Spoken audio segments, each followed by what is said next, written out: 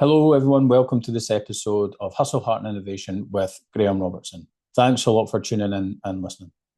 Graham grew up in Fife in a working class environment, shy, lacking confidence, and unsure what his future might look like. Football changed that, and his learnings through sport became the bedrock for his personality and his passport for opportunity. This episode, though, isn't all about football. It's about being open-minded and using your values to guide you, about stepping into unfamiliar worlds, and about discovering that success and purpose are not always the same thing. In this conversation, Graham reflects on life inside a multicultural dressing room, the experiences that shaped his perspective, and the difficult transition out of sport into a career that looked successful on paper but felt completely disconnected from his values. Eventually, that journey led him to the charity sector, where he found real meaning in helping young people from disadvantaged backgrounds build confidence in their lives, opportunity, and find direction. We also touched on how footballers in particular might actually be set up well for success in this sector, which was one of the real light bulb moments for me in the whole episode. Today, he's CEO of Working Right. So this is a conversation about identity, purpose, social mobility, and the moments in life where you have to decide who you really are.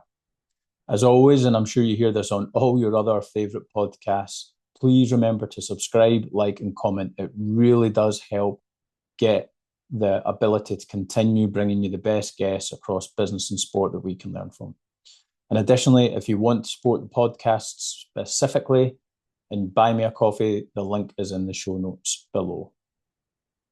Here's my conversation with Graham Robertson. Welcome to the Hustle, Heart and Innovation podcast. Graham, how are you doing? Yeah, I'm good. Thanks, Brian. Thanks for having me. Pleasure to be here. 3 quick fire questions for you. And I've been telling everyone the way I've been doing these is I've asked ChatGPT to find you and then tell me what quick fire questions it would ask you, right? So, play football in Scotland or England? England. Boardroom or dressing room? Boardroom. One big impact or lots of small little ones? Lots of small little ones. I like it. So hopefully those 3 quick fire questions will make sense to people as we go through this. Do you want to tell us about, let's start with a bit about your early life, what growing up was like for you, where you grew up with and what your environment was like? Yeah. So I'm from Glenrothes. I'm a Fifer originally. Grew up there. My dad had moved there for work. There was a lot of electronics firms in that area at the time in the sort of 80s, late 70s, early 80s and stuff. And had a really enjoyable childhood growing up in Glenrothes. Went to what I would consider just a sort of normal comprehensive school, I guess, but real mixed demographic. Went to that school. Lots of interesting and great friendships made from those school days that are still people I'm friends with now. But a big part of my life was sport, and we're also going to touch on quite a bit of that here. I would describe myself surprisingly now to people that know me, because I'm considered quite a confident and chatty guy, but I was actually quite shy when I was particularly a younger kid in the school environment and stuff. I struggled a wee bit for confidence.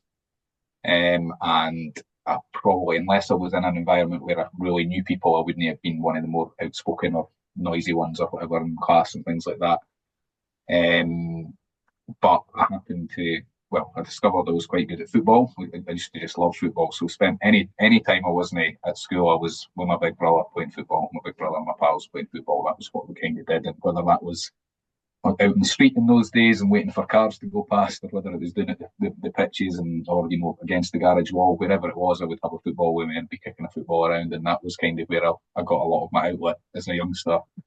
And that probably shaped what went on beyond that and after school, and the rest of my life kind of came through discovering I was good at football and probably gaining a bit of confidence in all other aspects of my life through that, I guess. Particularly at high school, I would say, sort of high school age, I started to realise I was actually quite good, and I was playing for the school team, was getting selected for like Fife Select, Scotland Select, things like that when I was a youngster and stuff, and started to realise I had an actual real talent for this, and there probably becomes that wee turning point. You have been there yourself, and I know you had a background in sport and in football and stuff as well as a youngster as well. Particularly when I got to maybe like sort of 15, 16, 17, where you start to realise you need to make certain decisions about what you're going to focus on in life. And for me, I recognised that there was probably an opportunity through football and sport that if I actually put the work in and made some sacrifices, I might have an opportunity to do something in that direction, I guess. That was your best opportunity to, for want of a better phrase, move in the class structure from whatever class structure Glenrothes was, i.e. the boundaries that were in that area, Yeah, whether it be education or jobs, whatever. Yeah, I think that's probably fair to say that I saw sport as a potential opportunity to then have bigger opportunities in life for myself. Now, I come from my mum and dad were really supportive, had a really supportive home, got brought up in a really great environment, and we were encouraged to work hard and try and be successful and all of that sort of stuff. But there wasn't necessarily, like, I wouldn't say Glenrothes at the time was necessarily a place where there was masses of opportunity in terms of work or career opportunities. And I certainly think that sport opened a number of doors for me in terms of that direction and stuff as well. So I probably wasn't as calculated at that age of recognising this as an opportunity to maybe actually, go and, broaden my horizons and move on to better and bigger things and stuff. But I certainly knew that I had a talent for something, and if I actually, and because of the work ethic that my parents sort of put into me, that you need to work hard to get anything in life, sort of thing. I think that helped me have a focus to go right. Well, I was getting picked up by, I was on the books of Dundee United when I was a youngster. I was getting sort of noticed for scoring goals and doing well at football and stuff. So, and we've all been there. There was people that I grew up with that were better footballers than me that didn't make it professionally and stuff as well. And I didn't want to be. I'd seen, even with my older brother and some of the players that he played with in his generation, I'd seen some of the more talented kids go down the wrong pathway, and I was very determined to at least give myself the best opportunity to be successful if I could. And part of that was not going out, not doing silly stuff at that age, and trying to be a little bit more focused on making some sacrifices at the right age and stage to try and get those opportunities, I guess. It's quite a mature way of thinking, getting the lifestyle factors that you mentioned there at that age, and would be interesting, because you're talking in retrospect, to go back to the 15, 16-year-old and see if you were as mature as that. But let's give you the benefit of the doubt and say you were, right? I probably wasn't, but all the time. But I definitely had a focus. The one thing I did do was I practiced religiously, basically. So I would go out. So my older brother was, he's left-footed. I was right-footed naturally as a kid. And all I wanted to be was be like my big brother, right, as you do when you're growing up and stuff. So I just used to go out the back and practice my left foot for hours and hours and hours and hours. And I would do keepy uppies, I'd be hitting the ball against the wall. I'd be doing everything to get better with my weaker foot. So by the time I actually got to an age and stage where I was getting picked up to play football, I was some people didn't know if I was left or right footed when I played. I was that kind of good with both feet a lot of the time. And that was probably one of the unique things that I managed to develop, but I did that through practice. That's one of the things I love about sport, because you don't really think about it as hard work in that sense, but you could absolutely directly correlate that to hard work in a working environment. So repetition, the more you try something, the better you're going to get. Therefore, the opportunity and talent that you can sort of produce from that, you can maximize your potential effectively. The other thing I really like about sport that you mentioned, it helped with your confidence. Yeah. When you say that it helped with your confidence, what sort of personality traits do you mean by that? Is it you then felt like you could communicate more, you were more likable, you were more in demand to be in social circles? What's the sort of aspects of that really made you increase your confidence? Yeah, I mean, I think a little bit of everything that you said there. First and foremost, it gave you a bit of a sense of belonging. So that team element of sport and the team element of football, like I made good pals through it, first and foremost. It maybe And because I was then good at something and being celebrated, you get a little bit more confident in yourself, and then you can socialise with those pals a bit more and stuff as well. I mean, it would sound daft now, because I think even if you speak to, certainly from when I was in high school, by the end of high school, I was probably considered one of the cocky ones and one of the overconfident ones, Yeah. right? So I went from one extreme to the other in quite a short period of time. But you can do that at that age, and you do develop it, that as a human at those ages as well. But in primary school, I was really, really shy. And it was only more in secondary school that I found my own space and became more confident. And football gave me all of that. And part of that was the team element, part of that was the social element, part of that was just that, feeling of achievement and being good at something, right? And getting those rewards of actually when you performed and did well, you could see, I would then score a goal, I would win a game, or whatever that comes out of that as well. And that gives you ongoing confidence to go again and to other elements. But it definitely transformed into my social life, into my social groups, into the teammates and the bonds that you make in the dressing room or when you're growing up. I actually coach a local team for my eldest son now, and they're in S1. And I was actually just speaking to them about this at training the other night, saying that these are some of the best days of your life, playing football with your pals when you're 12, 13, 14. I still remember some of the games I played in when I was 14-year-old, like a cup final that I played in or a goal I scored. And I'll see those friends 35 years later and we'll have a chat about mind when we were on the bus or going to the game, or that happened, or a wee funny story from that day, or whatever it is, So they're like core memories you're creating at that age, I guess, right? And they're core skills that you then carry with you that can go on into your adult life and into your future life, which, obviously I've recognised more. You get older, you get more retrospective about what learning you had when you were younger as well, right? So even coming through adversity together as a team and sharing that with somebody. So, because everything you mentioned there, I'm the same, but I even remember some of the really hard training sessions when you were like, I hate the coach for putting us through this. And at the end, you and the boys, you're sort of,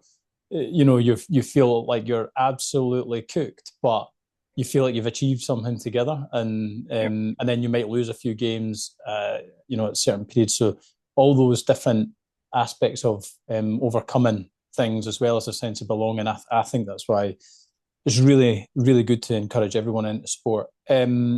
Quickly move on to Wraith. So you mentioned you were at Dundee United and stuff. What time in your life did you end up at Wraith? And I think from memory, you said you got in at the first team or round about the first team quite young.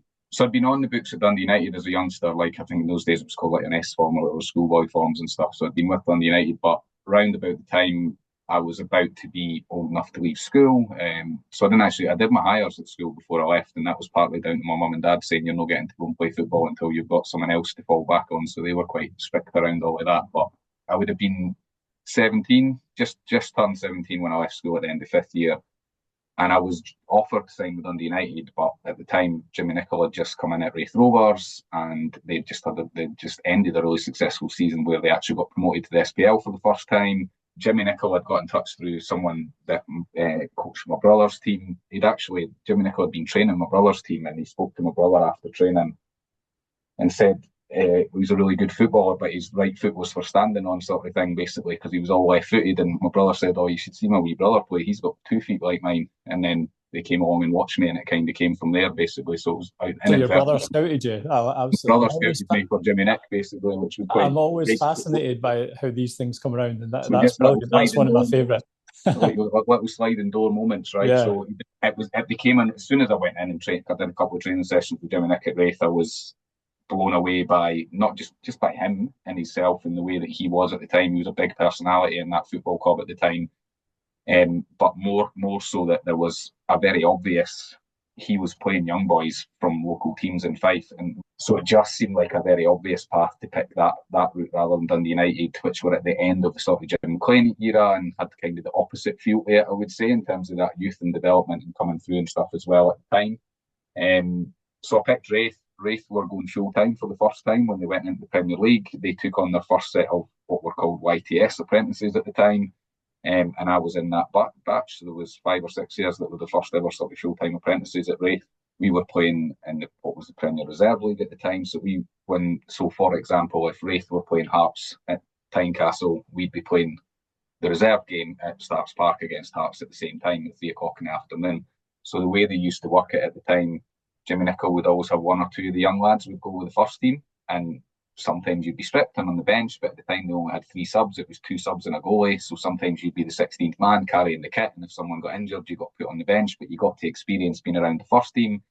And then if you weren't in that, you were playing in the reserve league East, and he thought he rotated the young lads. So you got experiences of both things, being with the first team and being playing in these Premier Reserve League. You were often playing against, top level professionals who were coming back from injury or all of that sort of stuff as well. So just an incredible first year. Played a few times off the bench in the first team that year, and then the following season turned out to be one of the bigger seasons in Wraith's history when they won the Division 1. They won the League Cup against Celtic, and then went on to play in Europe the following season as well. So the 2 or 3 years I ended up being at Wraith and coming through as a young player just so happened to be, one of the most successful periods in the club's history, really. Anytime I hear a story like that, I just get the impression as a young player, you'd be full of energy and like high on the opportunity and the fact that you're getting almost to live out your dream of being a professional player. What else are you learning at this time or observing, or are you literally just sort of in the adrenaline buzz for the full time? You were in from like 7:30 in the morning or whatever till like 5, 6 at night every day. So you'd be doing the boots in the morning, cleaning up, setting up for the training. You'd then do an extra session yourself in the afternoon. I remember they used to have us like painting the changing rooms, doing the terracing, all sorts of jobs. And actually, I learned a lot about life. There was a guy, so Jimmy Nichols' assistant was a guy called Martin Harvey, and he instilled a lot of the work ethic that still sticks with me to this day. So he used to talk to us about always act and present yourself as if someone's always watching, basically. So he used to say, regardless if I'm there or no, somebody's always watching was his line, right? So we would be doing the jobs or doing whatever, and then get to the end of the day, and he'd come in and he'd create one of these and like put the finger down the side and find a wee bit of dust or whatever and tell us to do the whole thing again. And he says, look, someone's always watching. I seen that you missed that bit over there or whatever and stuff like that. But he just installed, as still to this day, I'll be doing something in the house and I'll have his voice in my head going, someone's always watching. There's no point in taking any shortcuts. You better like do this job properly and do it right, sort of thing. I've heard quite a few times that integrity is defined by doing the right thing when nobody is looking, which is quite interesting. So, that's getting those types of things inbuilt into your fabric when you're young. Yeah. Are important values. But I've got one more question. Did you play in the game against Bayern away? I did not. No, right, okay. I was involved. So I have played in Europe for Wraith, which means that I'm amongst a very small minority of people. There was a book that was written about it very recently, and the guy, the author, sort of got in touch with me and said, "Look, I want to speak to you." And I said, "You sure you want to speak to me?" I only came off the bench in one of the games. It was in the Faroe Islands, and we played the away leg and stuff. And he says, "You do know you're amongst like under 25 people that have ever played in Europe for Wraith, right?" And I went, "All right, okay." So he says, "I want to speak to you. I want to get your story on it and stuff." So I did play in the earlier rounds. I'm amongst probably the majority of Wraith Rovers fans that still have the Bayern Munich World Nil Wraith Rovers 1 as a wee memento, as a photograph in one of my scrapbooks. So I think everybody that was involved with Wraith still has that famous. Even if you weren't stripped, you'd still be proud of being involved in the whole achievement for sure. How did your move to Millwall come around? So I'd been at Wraith by that stage, maybe 3 or 4 seasons, I think it was. 3 years it would have been, and I'd done 1 year as an actual, what would have been considered a young professional at that point. So I'd graduated from being an apprentice to an actual pro. There was a few changes happening, not least that obviously Jimmy Nicholl himself left and became the manager at Millwall during that time period. And I'd got to the end of the season, I was out of contract. There was a few changes going on at Wraith behind the scenes, and it was Jimmy Nicholl himself who phoned me up. At that point, he'd heard that I hadn't signed for Wraith, and he phoned me up and said, "Look, there might be a chance for you to come down here, but you're going to need to come down and do a trial and actually play in a few games." And Millwall at the time signed 4 Scottish players, quite famously all at once. They paid over £1 million. So there was Paul Hartley, Jason Dare, Stevie Crawford, and Davy Sinclair all signed under a big sort of umbrella signing, all big press release, all that sort of stuff.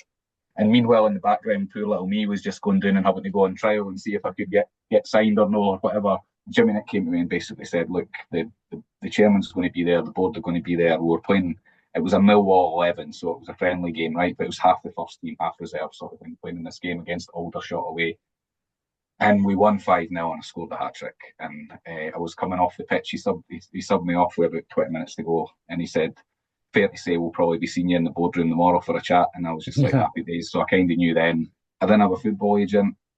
So they're talking about business and life. Me and my dad did that. Went to that meeting the next day together.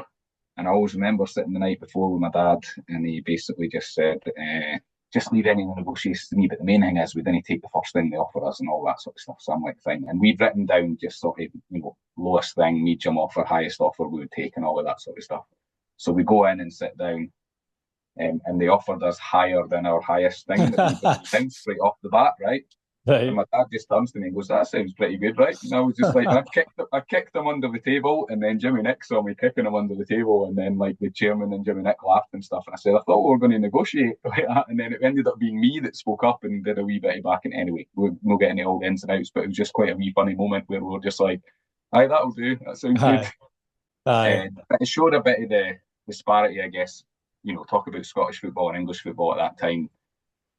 The level of money, the level of investment that was going on down south. Millwall were in league, had just dropped down to League One at that point, but they were still a massive football club that they obviously are still today as well. And they'd been yo-yoing between the Championship and League One in the time that I was there. So let's just say financially, it was probably the biggest deal certainly that I signed as a footballer, put it that way. That's brilliant. It's quite funny as well, because I was thinking before you even went into that, what age are you? 19, 20 at this time? Yeah, I was still 19 at that point. Yeah. Yeah. So what does a 19-year-old know about negotiating football contracts or bargaining power or balance of power or any of that? And then you went on to tell that story. That's brilliant. So how do you transition into not just the club, but London as a city? So you've went from, I don't know, Kirkcaldy population of, I really don't know, maybe 100,000 people in total, probably less, to Millwall, London at that time, 7-8 million people? Yeah, bigger, probably about 10 million in Greater London at that point, yeah, so like massive. And I think, so it was a huge life transition, and it happened so quickly as well with things like football as well. Like you're playing for Wraith one day and you're at Millwall like 2 weeks later. I was living in a suitcase for a few weeks, and then suddenly I was moving, getting a flat and doing all of that sort of stuff with life. There was a few things about that, I guess. I mean, one, it makes you grow up a wee bit because, I had to start, I remember having to work out how to use a washing machine and do all the things you have to do when you first move it in home and all of that sort of stuff. So there was a wee bit of growing up had to happen. I was quite fortunate. There was a few, so there was obviously the other Scottish lads there. One or two of them were a wee bit older than me, so that helped in terms of just that sort of settling in phase as well. There was a couple of Australian lads there. So there was a guy, Lucas Neal, who went on to sort of skipper Australia and do really well at like West Ham and a few others. And Tim Cahill was there as well, was the other Australian lad that came through. Obviously, he done all right for himself as well in terms of football career with Everton, etc. and Australia at the World Cup. So those two were similar age, similar stage, and they were away from home the same as me. It didn't matter, as far as I was concerned, I was just as far away from home as them because we were all in the same boat living in London for the first time. So made some really great friendships with all of that and had some great, the one great thing you have with football is you have some instant mates through your teammates and things like that, right? So you just spent a lot of time, socialising and getting to know them. And then in terms of settling into the club and stuff, one of the, which ties back to, some of the things of why I've transitioned into what I do now. So Millwall itself, as I'm sure everyone's really aware, are a club that had a bit of a reputation for the fans and some negative connotations with that, particularly in the sort of 80s and 90s as well. At the time that I joined the football club, they just moved from the old den to what was the new den. They moved there in 1994, I think, so they've been at the new den for a couple of years. And as part of building of that stadium, there was a whole regeneration project in the local community, and it was all about giving back. It was just off the Old Kent Road in southeast London, in an area of sort of mass deprivation where the stadium was built. So I immediately just sort of put my hand up and said I'm interested in getting involved in the sort of community side of the club and that sort of side where they were going into schools, they were doing a bit more about, talking to how you could give opportunities to local youngsters, all of that sort of stuff. And because why did you stick your hand up? What drew you to that? There was a few different reasons, I guess. One, I had time. I was a young lad living in London, and I definitely had the time to give. You're only training so many hours of the day, and there's so much more time in the day and stuff. So I definitely had time. But two, I think it just really resonated with me from some of the stuff that I spoke about in terms of my own journey and where I went to school and where I grew up and that lack of opportunity. I saw a lot of synergies The accents were very different, obviously, but I saw a lot of synergies with South East London and where I'd grown up in Glenrothes in terms of there was clearly young kids with talent there, but not necessarily young kids that were getting the same opportunity. I suppose I probably went into it a little bit more grandiose of that idea of giving back, that I'm privileged to be a footballer, so I should be giving something back as well. But actually, in reality, what I found very quickly by volunteering to get involved with that was I was taking so much more from it as a person. And actually, I used to love it. I would look forward to that as much as I would look forward to going into training, to be honest. What do you actually do in these community outreach programs? Like in my head, it's you go in, have a chat and a bit of a speech, and then maybe leave. Is it a lot more complex than that? It wasn't massively more complex than that. It would differ from school to school. In some cases, it was just making an appearance. So it was just being there and chatting to the kids and saying this and talking like I am here about this was my journey and this is how I got here. And I think some of them, one, they found my accent quite funny. So it was always good to like them try to do a Scottish accent. But two, them then resonant. You could see the moments where they would go, actually, this guy's just like me. And he's now playing for Millwall. Maybe I could go and do something with my life or be successful. So there was a bit of that sort of just, going in, having chats with groups. It was mostly young boys in those circumstances, and thinking about the time as well. Girls' football hadn't grown to the same level as it has now back in the 90s sort of thing as well. But actually, there was an element of community coaching, so I would get involved with the community coaching side of it and stuff as well, and do bits of that. But it was mostly just spending time and going and making appearances and just actually, and I used to stay for hours. Like there wasn't any stipulation of how long you were supposed to be there or not, but I would stay for hours and just chat to the kids and talk to them about what do you want to be, where do you want to go, and try and just, for me, it became very clear very quickly that it was an opportunity for me and as a role model to them to just light little fires or spark little things in them that might make them think, actually, maybe I could do this. And I wasn't old either, right? I was 19, 20 at the time still as well. So I was young enough to probably be relatable to a lot of those kids as well, I think. And that's those lots of small impacts rather than one big one that from the mention at the start. See, so that in terms of that role model, what I find quite interesting about footballers as well is you're doing your work in the public eye quite a lot of the time. Or, not a lot of the time, sorry. Your playing time is in the public eye, but a lot of your work isn't. And then the responsibilities that come with that feed over into the public. How do you deal with that pressure once you've moved to a new city, or did you not really feel it as a pressure?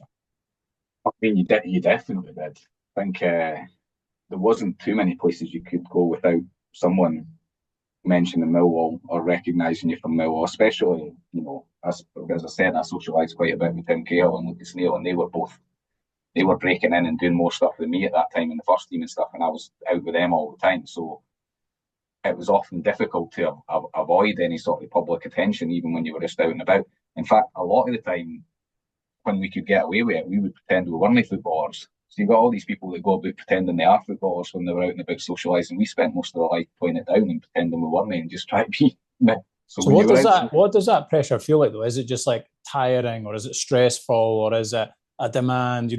What does it actually feel like? I never felt it as a demand or stressful because the biggest thing, the way I probably stayed grounded was, so I kept a lot of my good mates around me. So my mates would come down regularly and spend time with me. We'd go out together. And when we were, the thing that always resonated, and certainly speaking to some of my friends who are still close friends now that were my friends from school and it came right through all that journey with me, was a couple of things. One, they said I never changed. So I was always still me and still normal and treated them normally and treated everyone else normally. But two, they said that they often found that I broke the barriers down to make them realise that all the other footballers were just normal guys and human beings as well.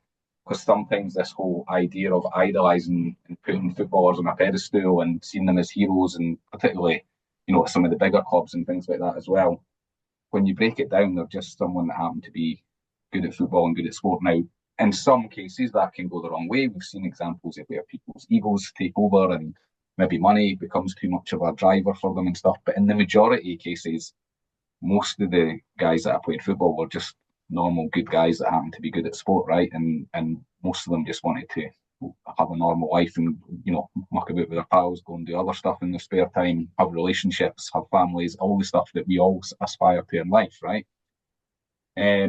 So I never found it. I never found it a pressure when there was any obligations or asks from fans or everything.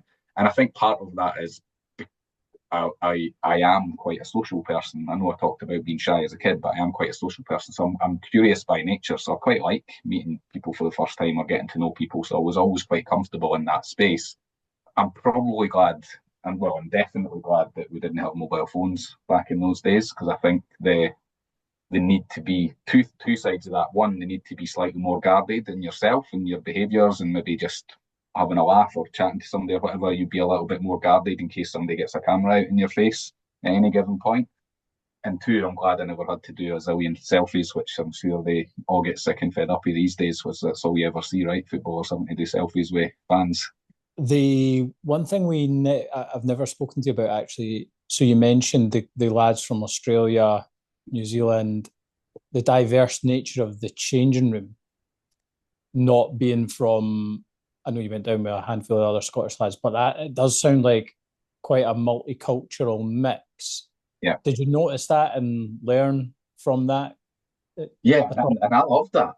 To be honest, I was the first one to be like trying to understand a bit more about where people were from, the culture, the background, all of that sort of stuff. It's one of the things I loved about London. It's one of the reasons. I mean, I ended up living and staying in London for about 20 years on and off as an adult on the back end going down to Millwall, and that was a real eye opener for me. Again, growing up in Fife, there wasn't nearly as much diversity just in terms of the different backgrounds and stuff, and where I grew up, but also just different cultures, different food, different, experiences, different traditions. I was fascinated by all of that. And I found that a real, the changing room was a microcosm of that, because you had a real mix of people from different backgrounds and different countries and stuff in the changing room. But the city as a whole, and London as a whole, just gave you a lot of that. And I think that changed and shaped, my overall views in terms of just, I guess, being I then went on to work in the charity sector and stuff. And I think a lot of that just came through understanding different people's journeys and different experiences, and recognizing that whilst I had my version of my journey from growing up in Fife, it wasn't that dissimilar from someone else's version of that journey growing up in Australia or growing up in Africa or growing up wherever else sort of thing. So that probably then inspired me to think that, there's maybe something I can be doing more broadly that can help society or help people as a whole when I stopped playing football, sort of thing. It actually sounds like maybe more of a formative period than your sort of mid to late teens, because as you just talked there, you hear a lot of personal growth. When did it start to conclude in the professional football world for you? And did you have any fears and anxieties about exiting the football world and that identity that comes with it? For me, I would have described myself as a journeyman footballer. I never ever quite made it to like the highest level and the highest peak.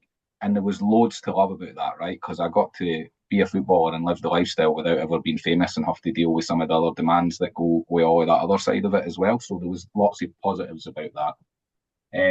I was at Millwall for 3 or 4 years. I came back to Raith for a year. Didn't quite work out. I went to East Fife for a year and played part time, and I was a postie while I was playing for East Fife, and that was quite. I was there for about 2 seasons as well, and I probably enjoyed that quite a bit. But actually, life took me back down south quite quickly, and I ended up playing semi-pro. So I was playing in the conference. I was playing in the, I think it was called Isthmian Premier at the time or something like that as well. So equivalent of like fifth or sixth tier now in English football sort of thing. And it was still a good standard. There was still decent crowds, everything in between 500 and 2,000 at games and things like that. And I was still getting paid. It was semi-professional. But at that stage, I did a degree in marketing and advertising. I already was starting to think about combining sort of work and football at that stage. So it was probably a more natural, gradual sort of process of getting to be on football than in me just playing continually then stopping. Yeah, so I think that eye on what was coming after was maybe more aligned from us. So probably from when I was about 26, 27, I was already starting to think about what am I going to do when I can't play football anymore. And as it happens, I stopped. I got a bad knee injury when I was in my early 30s and had to stop completely anyways. But I was ready and probably more prepared because I'd gone into that sort of semi-pro stage by that time. So that big bang of losing the football routine didn't really yeah, have an impact when you search because you'd smoothed it. But at the same time, you still then stop playing, and it's a bit like, oh, I did because I'd studied marketing and advertising. I only studied marketing and advertising because I had no idea what I was actually going to do after football. Although I was still doing all my volunteering and the community stuff everywhere I went, sort of thing. I hadn't quite lit that spark and pulled that all together at that stage. So I started to do sports marketing, and I got a couple of jobs with media agencies and marketing agencies in London for a couple of years. And that was just it was definitely eye opening at that point because I was suddenly like, this is what, like, for me, it was the first time I'd had a real job, right? Where I actually had to go into an office and work 9 to 5 and I was doing the commute on the tube in London and all of that sort of stuff, the trappings that go with all of that. And it was tough, mate. It was a tough transition those first couple of years. And it's easy retrospectively now to look back on it and go, well, I probably hadn't quite found what was my next sort of thing that I loved and wanted to do. But at the time, just that I was like, what, this is what having a real job's like? This is rubbish. I believe all my pals have been doing this for the last 10, 15 years and I've been getting to just walks about getting paid to play football sort of thing. So I definitely still had that little bit of an awakening. But what it actually transpired was it was less, it was good because it helped me do that period did help me transition into what, as I say, having a real job kind of thing. But what it also did was it opened my eyes to what I didn't want to do. So I recognised pretty quickly, well, this isn't what I want to do for the rest of my life. So what do I want to do? And started to give me the focus. A lot of people get that feeling, but 25 years later, they're still doing what they didn't want to do. How did you manage to accelerate, realize, like, it's almost, people call it escape the 9 to 5. You've not done that, but escape the wrong 9 to 5 as such. I think that goes back to, it's funny because, you're probing into the right things here, but it goes back to probably how I made it as a footballer as well, right? I wasn't willing to settle. I wasn't going to just be, oh, well, I'll just be like half as good at this as I can possibly be sort of thing. As soon as I came out and started to realise this isn't what I want to do, I was very quick to go, right, well, I'm not settling for just doing this for the next 20 years if I didn't want to do this. What do I want to do instead? And it was at that point that I was sort of went, well, actually, what have I had the most enjoyment out of that's not football? And I, touched on the community stuff, the volunteering, the giving back, all of that sort of side of things. And I saw a job advertised by Amnesty International in their fundraising team. And a lot of the skills that were mentioned were transferable skills for what I was doing in sales and marketing, but it was about fundraising and income rather than sales. Huge step down in pay from what I was getting paid in the media world. It was an entry-level role at a charity. I'd never actually worked for a charity, although I had volunteering experience. I'd never worked for a charity before, so it was quite a big risk. Well, again, a lot of people that want to take that risk, the reason they don't is because they've got fixed financial risks, if you like, mortgage, a car, debt, whatever. Where were you in your life? Did you have those types of things as well? Probably the thing that allowed me to do it was I cashed out on my football pension around about that same time. So I took a bit of a payout from my football pension, which I didn't. I got a letter through and said, oh, you can take this if you like. And I was like, no, I didn't even know I had that available to me. And that gave me the breathing space to go, right, I'm going to take a step away from the media world and I'm going to look at what I want to do next. And that's when the opportunity with Amnesty came up. So I was fortunate enough that I didn't maybe have as great financial pressures at that particular moment in my life. But I also made a conscious decision to go and look at what is it I want to do instead and what's important to me. And then when I got the job at Amnesty International and the fundraising team, I knew within 2 days of being in that job, I was like, right, this is now what I'm going to do. And I had my mojo back and I just had that feeling of, right, now I've found myself again and I can be me again. And this is what I'm going to do with the rest of my life. So you said it was tough, previous to that. What was tough that then wasn't tough in Amnesty International? Purpose, first and foremost. So I believed in the cause, I believed in what the organisation did, the people in the environment. When you go into an environment, so Amnesty were a campaigning organisation, their head office in London is just full of these vibrant, driven, passionate people that you can't help but kind of, join in and feel part of and, feel part of a family. it felt a bit like football in that sense, like that dressing room family that you get from football and those people that you meet. It was the first time again where I sort of went in and thought I've kind of found the right kind of people for me again here that I feel like I fit with. Lots of the reasons that I liked living in London was I enjoyed all the different stuff around it, the art, the culture, like everything else that was in London and stuff as well. So I felt like, again, Amnesty had that kind of the type of people that maybe when I wasn't spending time with footballers, these were the types of people I'd be spending my time with and the rest of my sort of social life and stuff as well. So it felt like more of a fit in terms of me and my personality and stuff in that space. But I think the biggest thing was I talk about I've talked about this in the past. How when I went from football to working in marketing and media, I felt like I was just using my skills to make money for people that already had loads of money. And when I started at Amnesty, I had suddenly realised I could use those skills to make money for someone that was much bigger than that and much made a difference and was actually for a proper cause and could have a real impact. And I started to feel myself being valued as part of that bigger piece. And that sort of social impact, if you like, Yeah. does sound like all those experiences you've mentioned, going into the communities, doing the extras, feeling where you've grown up from, that all sort of then the Venn diagram of that comes together at that point. I can understand that. And I think I can see it more now. It's easy for me to say, I'm 2 days into the job, I knew that's what I was going to do. I think I've been a bit blasé with that the same way as I'm talking about when I was 15 or 16. But you get the point. I felt like I belonged. I felt like I was in, this is my place again. These are my people again. This is more where I can be an authentic version of myself and just sort of, and feel like I can bring value and feel like that what I'm actually doing makes a difference in the world sort of thing. And you said that the marketing and media, agency aspect was tough. Everyone I speak to that has ever worked in the charity industry also says it's tough in a completely different sense to what you've mentioned there, though. Job security based on funding circles, making external people believing in the purpose of the charity, etc. The sort of list goes on.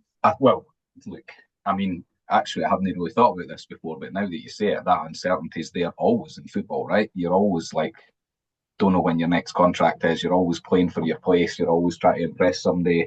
You're always, there's continual insecurity around where I was going to live, what team I was playing for, and what I was doing with football for. And I'd had 10 or 12 years of that. So to be someone who's then gone on to thrive in an environment where funding's challenging, you have insecurity around your job, you didn't quite know whether you're going to have the funding for the projects next year and stuff.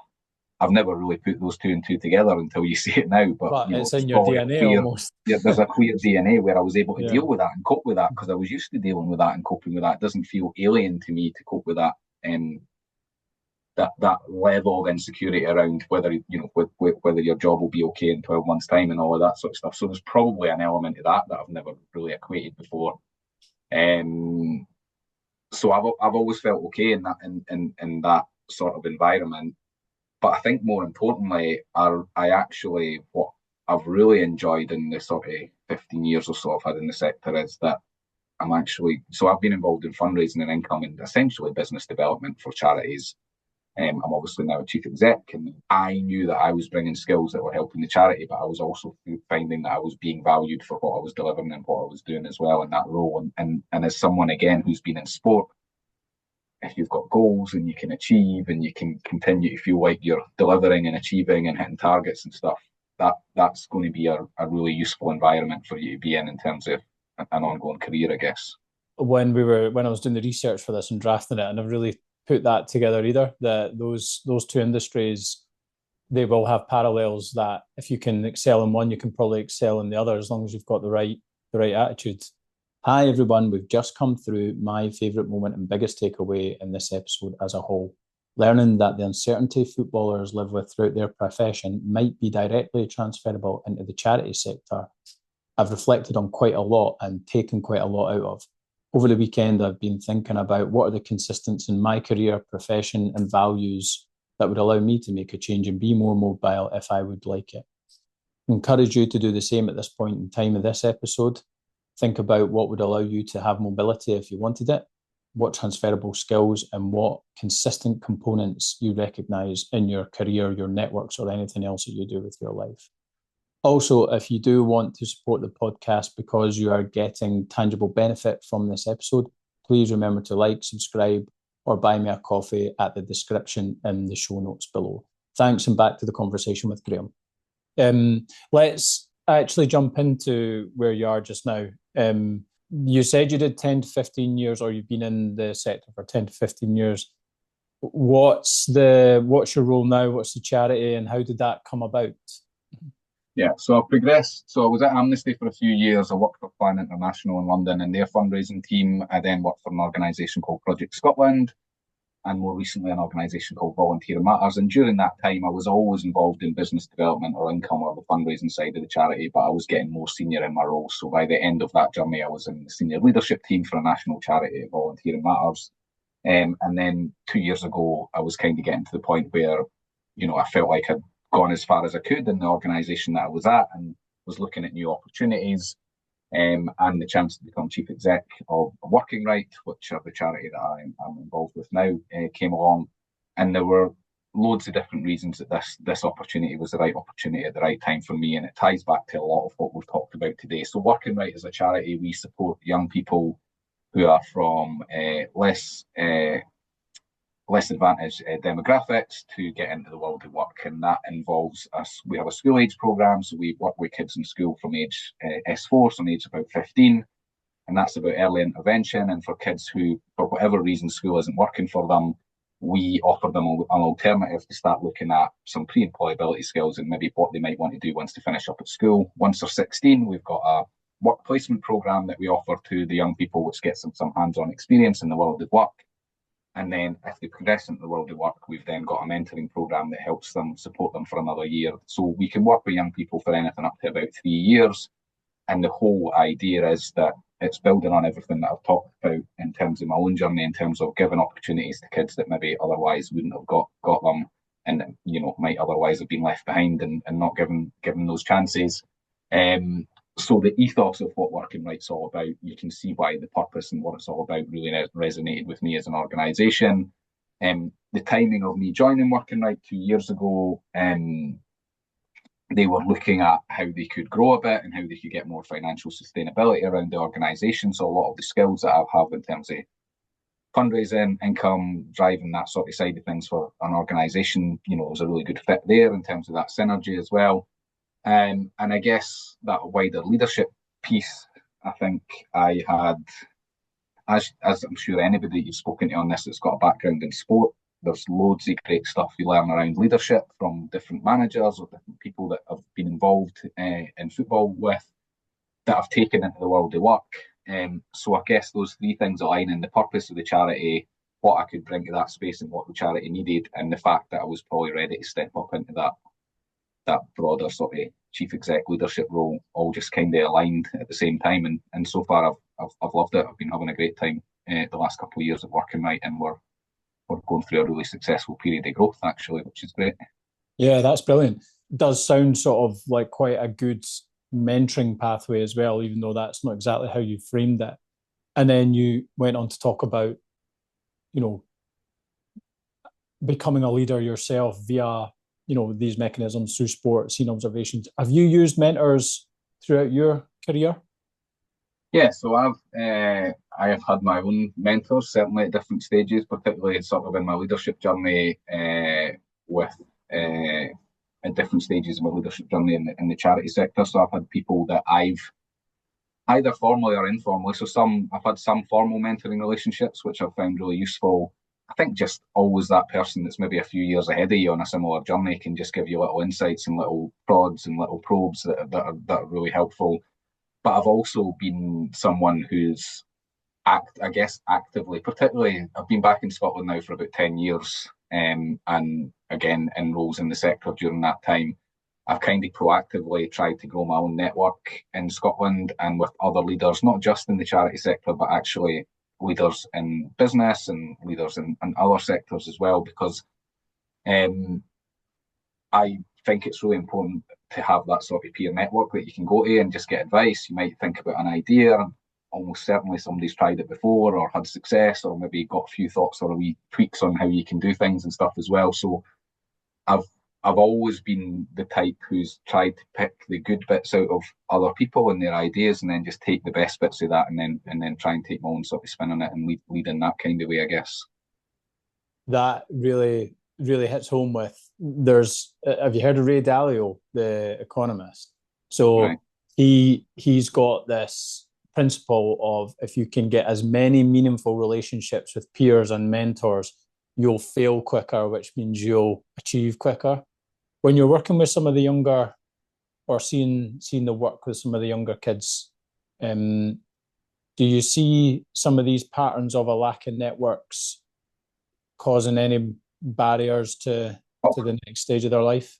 There are a number of young people who are going to naturally get opportunities through their family or through the connections or through people that they know and all of that sort of stuff. And as you go down the social demographic and get into those less advantaged areas, that those opportunities and those connections become less, and the ability to get into certain professions or to progress into certain jobs and stuff can be harder and everything as well. So we're trying to remove all of those barriers and take those barriers away as an organisation. And I think for me personally, I'm quite driven by that. Again, just knowing that was part of some of the barriers that would have been in the way for kids that I grew up with and that I was friends with and stuff as well. So there's a personal connection to that side of it as well. I think interestingly, sport, you were talking a wee bit about, like I was just thinking about how sport sort of builds your resilience and stuff as well, because you were talking a bit about as a leader being able to take on board feedback and all of that sort of stuff. When you're playing in sport, you're constantly getting critiqued. Well, you're getting critiqued by coaches constantly, but you're even more getting critiqued by fans and online and all of the stuff that goes around all of that sort of stuff and stuff as well. So you grow quite a thick skin quite quickly as a and I do think that it's meant that I've never shied away from people giving me feedback or giving me criticism or openly asking for people's opinions around, do you think we handled that well? Could we have done anything differently? And asking for it worse. No, I didn't want people around me that are just going to say, yes, sir, 3 bags full, sir, that was great, or that idea is brilliant all the time. But I think you're much more open to be able to take on criticism and then try and improve from that, because again, it's kind of built into your DNA through sport that you've had to kind of recognise that you're no brilliant at everything and you have to learn all the time and stuff as well. So that yearning to constantly learn, yearning to constantly improve, I think just stays with you beyond sport. And if you take that into a space, it only goes hand in hand that you're more likely to naturally be successful in other areas of life or in business or in my case in the charity world, because you are willing to take on criticism, you are willing to learn from it, and you are willing to try and improve. Agreed. Environment definitely helps though. So if you've got an environment of other people that have got a similar mindset that want to try and improve, can deal with the lows or, you say resilience, the harder moments the same way as you can. What are the other barriers that you see as a charity that we need to try and reduce as a society to help people from lower demographic or socioeconomic areas? Well, just, poverty and child poverty is one of the biggest ones that we're sort of trying to tackle. And when we're working with young people that we're working with, it's much more of a holistic whole family approach that we need to take with that, right? So it's not often just the young person themselves. Yeah. Usually some of the barriers are coming around that access that they have, whether it's a secure relationship at home, whether it's access to money and food at home, some of the just basic human rights that we should all, we will be long since past. So that child poverty piece and the whole family approach and that young person-centered approach for us is massive in terms of understanding what is it that means that this young person's not just able to naturally progress through school and into the world of work in the ways that some other young people could be. So there's often stuff in the background. Alongside that, you've got, mental health challenges, anxiety, you've got neurodiversity, you've got all different sort of protected characteristics, all different elements now that are coming into play more and more and more. That means it's a much more complex picture for young people as they're growing up now to try and navigate successfully through all of that into a world where they can actually just go, right, I'm ready to leave school and go to college or go and get a job or get an apprenticeship or whatever it happens to be, So there's a really complex picture that often sits behind it. And our approach is to get alongside the young people, basically. So our project coordinators are well trained in just meeting the young people where they are, first and foremost. So what is going on in your life? Where are you at? What are your challenges? What are the things that are stopping you being able to engage with school or with the next step beyond school? Or what are, and then the other bit is, going back to what I was talking about earlier, that lighting the fires piece. Like, what do they actually want to do? What excites you? Why, my the thinking about my whole story and ending up, doing football, brilliant, got to do something that I loved, right? But that sets you on a path, right? You're getting paid to do something that you love. It's quite hard to then replicate that beyond football. And, you've had many conversations with sports people that have struggled with that transition into what to do next. But for me, it was all about just finding something that you love and you're passionate about and that you want to do. And I have refound that again, and I've been very fortunate to be successful in another career beyond football. But a lot of that's driven by me just really being passionate about the cause, about what we do, about getting up every day and going to work, about people, about change, about society, all of that sort of stuff. So if I'm talking to young people now that we engage with through our programs, I'm saying starting point is, what do you enjoy? What are you motivated by? What gets you kind of, going in the morning or whatever it is? What are you excited by? And if you can find a way to make, ideally, a big part of your life about that, so your work about that, then that's half the battle, right? Part of me is going, not everyone's going to find that at that age and stage of life. You've got to have life experience. You've got to, I suppose, be set up to realize that you've got to have life experience before you'll even know exactly how to navigate it perfectly. So one of the things I was going to ask you is, across all these experiences you've had, is there a young person's story that really stays with you? Probably most recently, I won't use names, but there was a young lad that I met through one of our programs, who brilliant young lad.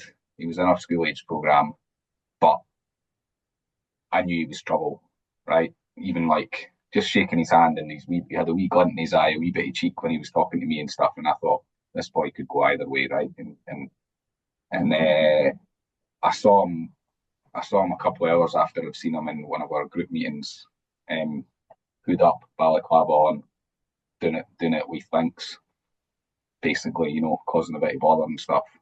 And it would have been the kind of thing you would have crossed the road and avoided, to put it that way, right? And I saw him a few weeks later, and I just sort of gave him a wee nod and pulled him aside and said, look, not going to make a huge deal, but I know it was you. I saw you doing this. You're obviously involved in this program. You're at a wee crossroads here. He was like 16, 17 at the time. I said, there's two ways this can go for you. And at the moment, if you start to choose the wrong path here, this could, it could unravel pretty quickly for you. Anyway, he engaged with our program. He made, our program's designed, so you're talking about finding the right thing for young people. Who knows what they want to do when they're 16 or 17? Let's be honest, right? Nobody does. Even when I was doing football, I just fell into that because I was good at football, right? So we're wise enough to know that they're not going to just go on a placement and they're going to love it and that's going to be what they're going to do with the rest of their lives. But it is about building up experience, getting experience of being in the workplace. Sometimes it's about finding out what you're no good at or what you didn't want to do, in the same way that I did with that marketing and media stuff, and decided that's what I don't want to do, so I want to do this instead. And we'll all have examples of that. So that young lad in particular mucked up 3 different placements, right? Got in bother at 3 different placements, and we kept bringing him back, and eventually we found the right thing for him that stuck. And he has managed to go on the right path, and he's probably in he's like, he'll be 19 now, I think. So it was about 3 years ago I first met him, and then he is talking about becoming a mentor for future young people that are coming through and stuff, and is on the right path and stuff like that. And his story stuck with me because that, for me, just highlights the classic. If you'd seen him in the environment that I saw him in when he was with his pals and he had the hood up and all of that sort of stuff, you'd have just thought, you'd have written him off. That's a young person that's got no chance of doing anything. Yet we've managed to light that wee spark in that kid, that he's now actually got a job now and been successful and and is now looking to give back to other youngsters that are coming along behind him and stuff. So those are the stories that kind of get you going like that. That's why we do what we do. That's what gets me up in the morning. That's why we need charities that have got the responsibility that yours has as well. Because otherwise you could envisage a not very good projection for that person. We might have already sort of covered a good bit of this, but if someone listening comes from a similar background as you, what are you hoping that they take away from hearing your story? Now, you've touched upon this as well. It's all very nice to say, oh, find someone you love and do someone you love, right? That's all very highbrow and cliche and all of that sort of stuff. But at least try and find something that you enjoy or are passionate about or gets a little bit of spark in you. Because if you're going to have a job and going to have a career, the more that you can be doing, because you spend more of your time at work than anywhere else in life, and we know this, right? And you socialise with people who you work more than anyone else in your life and all of that sort of stuff. But the other thing I would say within that is, and this to your point, and it touches on the story that I just told about that young lad as well, is I often talk about there's no right or wrong path to success in life, and you have heard this from numerous people that you've spoken to through this podcast. You are my journey. I've glossed over a few bits on the way and everything like that, but it definitely involves just as many mistakes as it did good things that happen, right? And just as many things that I realised I don't want to be that or I don't want to do that anymore as I do want to do this, and this is where I want to go instead, sort of thing. So you're not always going to know what you want to be when you're 16 or 17. You've taken till later in your life to get the joy that you get out of doing these podcasts and what you do here and stuff as well. And it's okay to make mistakes, to try stuff, to go and take a job or take an opportunity or take a chance on something and realise that's not for me and reset and go and see if you can do something else. And I think I said to you the last time too, the volume of people either starting businesses at 40 or changing career at 40 has never been higher. So there is mobility in the world these days too. So if you do pick something wrong or that you don't like, you just use it as an experience. Agreed. What's next? What's your ambition now for you? CEO of a charity, and on a few boards, feels like that is quite a ceiling. What's left for you to achieve? Yeah, I mean, so I turned 50 this year. So later this year I'll be 50, and that does to give you a wee moment where you start to reflect on where I'm at and where am I going, what else is happening next, and all of that sort of stuff. What I would say is right now, I love my role at Working Right. I love my job. We're on a growth journey as an organisation. We've been through a period of change. One of the things that I'm really keen to do in my time at Working Right is to make sure that we're financially sustainable as an organisation, and that I leave Working Right at whatever time that comes. I leave it in a better space than I found it, and I think that's probably my big ambition in that space, in that role.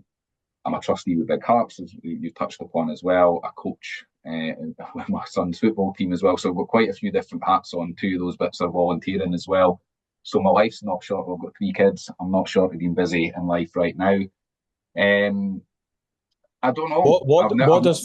What does financially sustainable mean? Is that like recurring revenue streams for the charity? Multi-year funding. I mean, you can never be fully financially sustainable in the charity world because you're always reliant on the next bit of funding and stuff. But you can do a lot of things to get more multi-year funding in place. You can do a lot of things to have a diversity of funding. So if you lose one bit of funding, it doesn't mean the whole organisation's at jeopardy and stuff as well. So there's a lot of different things that we're doing in that space to make sure that Working Right. I was speaking to someone else today actually who does a similar job to me, who was sort of saying it's okay just to be content with where you are sometimes as well. That's exactly what I was thinking. You found what you enjoy, so yeah. Why not squeeze that for sure? I haven't ruled out a return to the world of sport in some way, shape, or form. So whether that be transferable skills from being a chief exec of a charity to maybe taking that more into a sporting environment again in the future or whatever. So I haven't ruled that out as a possible direction of travel. But right now, I'm very content and happy with where I am. And I think again, it's probably important to highlight that. I know you've talked a little bit about your own journey with me that it sometimes takes time to get to a point where you can actually sit back and go, actually, you know what, I'm happy in my job. I'm happy with the stuff I'm doing outside of my job. Family side of things is good. As always with these conversations, there's like another 150 questions I could ask you in different avenues we could have gone down. But I've really enjoyed going down memory lane with you and picking up the bits that are, what I feel really valuable for other people to learn, including me. Is there anything we haven't discussed that you would like to mention? I think we've covered a lot of good stuff. I mean, I think the last bit I would just touch upon is just family and family in general and stuff. I was very, very fortunate to be brought up in a really supportive household. And I think when you talk about the work that we do with Working Right and some of the challenges and barriers that I see there for people, I think I'm really thankful that a lot of the values and a lot of the ethos that I came through my parents and the hard work that they put in to get to where they were, to give me and my brother the opportunity to then try and do the same. So I've got 3 young boys myself, and I'm trying to instill that same sort of work ethic and values in them as well. And I think that if you can do as much of that as you can in your own space and with your own family, hopefully that resonates out more broadly to your friendship groups and then your work environments and all of that stuff as well. So just kind of thankful to have been brought up in a sort of secure family environment with the right kind of values built in at the start, sort of thing, because that takes you a long way in life, I think. I don't think there's a better way to close than that, to be honest. That's a very nice way of ending. And I can definitely relate to that based on my own experiences and observations. So look, thanks a lot for your time. Thanks a lot for doing this, and hope you have a good rest of the day and title week. Yes, come on the Jambos.